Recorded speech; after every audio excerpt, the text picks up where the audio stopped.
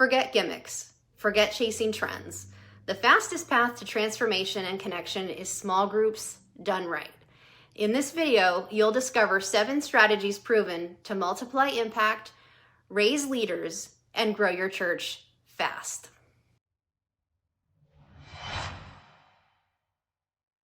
Don't try to launch 20 groups simultaneously. The most successful small group ministries begin with just 2 to 3 pilot groups that help you work out the kinks before scaling. Here's what makes a great pilot. Select your strongest potential leaders, give them extra training, and then meet with them regularly during the first 3 to 6 months to gather feedback. Let them be your testing ground. The secret that many churches miss is that a pilot program isn't just about testing materials. It's about creating momentum. When these initial groups thrive, their enthusiasm becomes contagious. Have your pilot group members share testimonies during church services. Nothing sells small groups better than genuine stories of transformation and community. Here's a common small group pitfall. A group becomes so close-knit that it never multiplies. While that closeness is wonderful, it can inadvertently create exclusive circles rather than expanding community. So from day one, you need to communicate that healthy small groups multiply.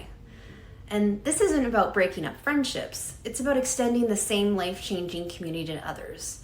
So think of it like this. Instead of one group of 12 becoming a group of 20, which is too large for that deep connection you need, that original group sends out 4 to 5 people to start a new group, which means 2 groups of 8 to 10 people each. The most effective multiplication strategy is to identify and mentor an apprentice leader within each group. This person co-leads for a season before launching a new group with some members from the original group and some new people. One major reason small groups fizzle out is that they fight against the natural rhythm of your church and your members' lives. Create a small group calendar that complements your church calendar. Most successful groups follow semester-based schedules of 8 to 12 weeks with built-in breaks that align with major holidays and summer vacations. For example, run groups from September through November, fall semester, January through March, winter/spring semester, and April through May, short spring semester. Take breaks during December and summer months. These natural breaks give leaders time to recharge, provide convenient on-ramps for new members, and create space to evaluate what's working and what's not. Imagine if your leaders could simply download a discussion guide, review it for 15 minutes, and feel completely prepared to lead a meaningful conversation. That's the goal. Sometimes the best move isn't reinventing the wheel. It's simply recognizing what already exists. Chances are, there are established groups in your community looking for a consistent place to meet. And since churches have underutilized space throughout the week, it's a natural fit. If you're in a college town, reach out to student organizations like Campus Crusade for Christ. Offering your space for their meetings and events can foster meaningful partnerships and bring new energy into your church. Here's one that many churches overlook: opening your doors to 12-step recovery programs. Post on community bulletin boards and let your local chapters know your church is available as a meeting space. These groups are always in need of reliable venues, and often their members are experiencing a powerful reawakening of faith. By giving them a safe place to gather, you're not just providing space, you're offering refuge, support, and a path toward deeper spiritual connection. There are more than 40 12-step fellowships across the U.S., from Alcoholics Anonymous to lesser-known but fast-growing groups like Tech Addicts Anonymous. Welcoming them into your space can be a quiet but powerful ministry in itself. If you're interested in a more comprehensive list of them, check out our study guide. We've included a link to a source where you can gather contact information for each. If there's already one operating in your community for the program, don't let that keep you from offering your space. Even small communities can benefit from more than one fellowship. Another overlooked opportunity is partnering with a local meetup. If you're not familiar with Meetup, you can check them out at meetup.com. Within the US, there are more than 100,000 meetups operating in local communities. These meetups often host events and have missions related to church ministries. You can reach out to these organizations to offer space or partnership. Simply go to meetup.com and search your area to see if there are any organizations operating in your community. If not, you can always set up your own small group on Meetup. It's a great place to promote a group as millions of individuals search the website for communities they can join.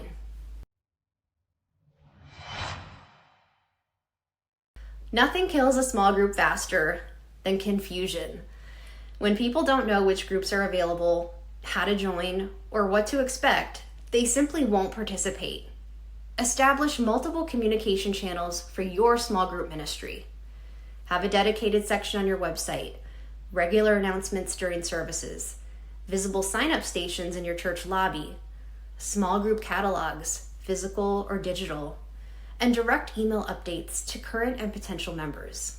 But here's the communication secret most churches miss. Stories are your most powerful promotional tool. Regularly feature video testimonials or live interviews of people whose lives have been impacted by small groups. Equip your current small group members to be your best advertisers through personal invitations. Research shows that personal invitations are 7 times more effective than general announcements. You can't improve what you don't measure, but many churches track the wrong metrics when it comes to small groups. Don't just count how many groups you have or total attendance.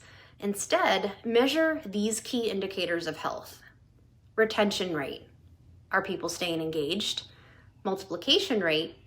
Are new groups forming? Leadership development. Are new leaders emerging? Life change. Are you collecting stories of transformation? And serving impact. Are group members more engaged in service? Create regular feedback loops through leader check-ins, participant surveys, and direct observation. The healthiest small group ministries are constantly adapting based on what they learn. One of the most valuable practices is quarterly leader roundtables, where small group leaders share their successes, challenges, and ideas with each other. This creates cross-pollination of best practices and reinforces that leaders aren't alone. As your small groups grow, having some sort of central location for members, newcomers, and guests to administer these is extremely helpful. At Vanco, we found that a dedicated church app helps a lot with this. This app can not only assume your church's branding and be easily customized to your needs, it is amazing at organizing the schedules, group materials, and facilitating group and individual chats between members. If you're serious about growing your church, whether it's through small groups or other ministries, the key is having a clear plan that's easy to follow and built to last. That's why we created our free church growth course. It walks you step by step through proven strategies to help your church thrive, not just for next season, but for the long haul. Inside the course, you'll find many of the stats, tools, and resources we mentioned today, plus a downloadable study guide packed with bonus tips, real-world examples, and links to additional free tools that make implementation simple. Whether you're just starting to build momentum or you're ready to take your growth efforts to the next level, this course is designed to give you the clarity and confidence you need. Check the link in the description to get instant access and start building a stronger, more connected church today. And don't forget to subscribe to our channel for access to our latest free resources.